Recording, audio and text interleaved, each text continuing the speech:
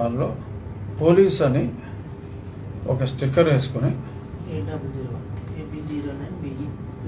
ఒక్క నిమిషం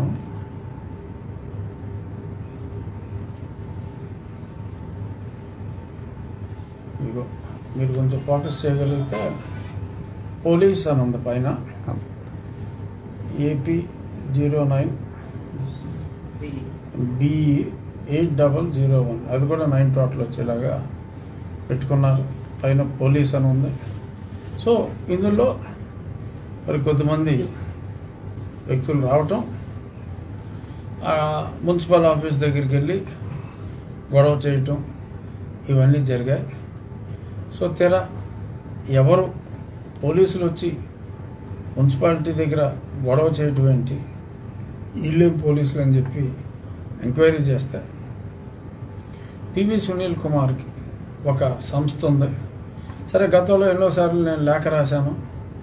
మరి ఎందుకనో అతను ఇలా పబ్లిక్గా సర్వీస్ రూల్స్ని ఓపెన్గా వైలేట్ చేసి విచ్చలవిడిగా సర్వీస్ రూల్స్ అన్నీ వైలేట్ చేస్తాయి. మరి తోటి ఐపీఎస్ ఆఫీసర్లు నివ్వెరిపోయేలాగా మరి ఇతను ఒక సంఘ సంస్కర్తలాగా బాబాసాహెబ్ అంబేద్కర్ గారి ఫోటో పక్కన ఇతడు ఫోటో వేసుకుని మరి చాలా స్పీచ్లు ఇస్తున్నాడు, మతాల మధ్య చిచ్చు పెడుతున్నాడు.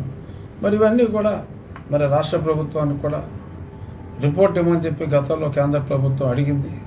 ఆనాటి ప్రభుత్వంలో రిపోర్ట్ వెళ్ళాల, ప్రభుత్వం మారినా రిపోర్ట్ అయితే ఇంకా వెళ్ళినట్టుగా నాకైతే తెలీదు, వెళ్ళలేదని నేను అనుకుంటున్నా. పంపించాలని కూడా నేను అభ్యర్థించా.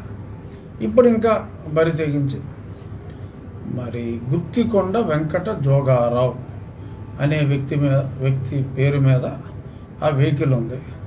ఈ గుత్తికొండ వెంకట జోగారావు అనే అతను సునీల్ కుమార్ పర్సనల్ వ్యవహారాలతో పాటు అతని ఆర్థిక వ్యవహారాలు కూడా చూస్తూ ఉంటాడు. ఆర్థిక దందాలు చేసే వ్యక్తి తులసిబాబు అయితే ఇలాగా దందా చేస్తే వచ్చిన సొమ్ముని వినియోగించడంలో ఈ గుత్తికొండ వెంకట జోగారావు పాత్ర ఉందని గతంలోనే రిపోర్ట్స్ ఉన్నాయి. గుత్తికొండ వెంకట జోగారావు సెరెండిపిటీ ప్రాజెక్ట్స్ అని మీరు ఎవరైనా నెట్లో సెరెండిపిటీ SERENDIPITY సెరెండిపిటీ ప్రాజెక్ట్స్ అని కొడితే అందులో 3 డైరెక్టర్లు. మొట్టమొదటి డైరెక్టరు ఈ జోగారావు, ఇంకో అతను హర్షాల్ పాతాల అంటే పివి సునీల్ కుమార్ ఇంటి పేరు, ఆ పి అంటే పాతాల అన్నమాట. ఇంకొక అబ్బాయి రోహిత్ పాతాల, వీళ్ళు 3 రియల్ ఎస్టేట్ వ్యాపారం చేయడం కోసం ఒక 4-5 ఏళ్ళ క్రితం అనుకుంటా వాళ్ళ కంపెనీని స్థాపించడం జరిగింది. మరి అదే గుత్తికొండ జోగారావు మరి గతంలో కూడా సిఐడి ఆఫీసులో తరచూ ఈ తులసిబాబు హెడ్ క్వార్టర్స్లో ఈ జోగారావు ఈ బ్యాచ్ అందరూ కూడా అక్కడే ఉండేవారు. మరి వాళ్ళు ప్రమేయం లేకుండా మరి ఇది జరగదు. నాకున్న సమాచారం మేరకు వచ్చిన వాళ్ళు ఎవరంటే పాతాల వెంకట సునీల్ కుమార్ స్థాపించిన Ambedkar's India mission east Godavari అధ్యక్షుడు అంటే ఒకడు, ఇంకొకడు వెస్ట్ గోదావరిలో అధ్యక్షుడు కాదు కానీ అధ్యక్షుడు లాంటి పదవి ఇన్ఛార్జ్ లాగా ఉన్నారు. వీళ్ళకి మరి గతంలో ఇప్పుడు సునీల్ కుమార్ విఆర్లో ఉన్నాడు. విఆర్లో ఉన్నా మరి పర్సనల్ స్టాఫ్ ఉండటానికి లేదు. మరి గతంలో పివి సునీల్ కుమార్ దగ్గర సీసీగా పనిచేసిన వ్యక్తి వీళ్ళకి ఫోన్ చేసి మా సునీల్ కుమార్ గారి సీసీ గారు ఫోన్ చేసి అక్కడికి వెళ్ళి గొడవ చేయమని చెప్తే మేము ఈ కారు వేసుకొచ్చి ఇక్కడ గొడవ చేయడానికి వచ్చామని వాళ్ళే చెప్పినట్టుగా నేను తెలుసుకున్నాను. సో ఇది ఖచ్చితంగా పివి సునీల్ కుమార్ పని. ఎంత విచ్చలవిడిగా మరి police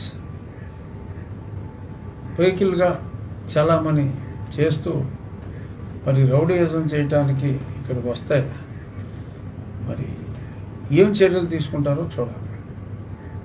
I demand immediate suspension. వేరే కారణాలు చాలా ఉన్నాయి, ఇది మరింత దారుణం. ఎందుకంటే ఇది నాకు తెలియదు అని చెప్పడానికి లేదు, చాలా క్లియర్గా అతని సీసీఏ డైరెక్ట్గా ఫోన్ చేస్తే వచ్చి చెప్పినట్టుగా అన్ని వివరాలు ఉన్నాయి.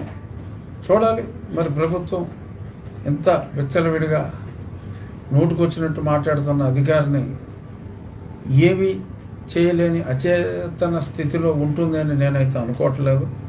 ఎందుకంటే ఇది ఇలా కంటిన్యూ అయితే, ఇతన్ని ఇలా వదిలేస్తే బజార్లో మిగిలిన ఆఫీసర్లు అందరూ కూడా ఇటువంటి జడత్వం వచ్చే అవకాశం చాలా ఎక్కువగా ఉంటుంది.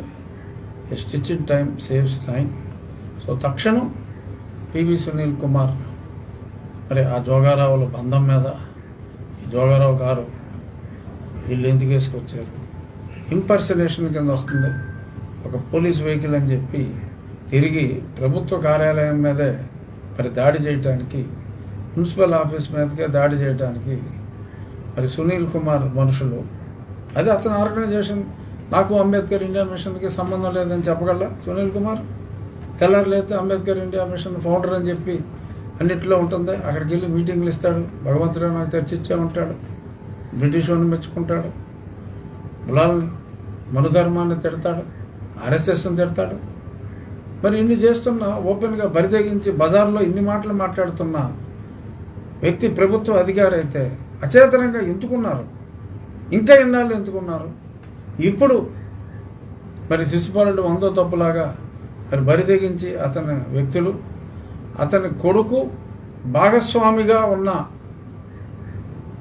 వ్యక్తి పేరు మీద ఉన్న కారులో మరి అతను బొమ్మ వేసుకుని అతని ఆర్గనైజేషన్కి సంబంధించిన అతని జిల్లా ఇన్ఛార్జీలు వచ్చి ప్రభుత్వ కార్యాలయం మీద కూడా దాడి చేస్తే, ఇంకా గుడ్లు అప్పగించుకుని ఎవరైనా చూస్తే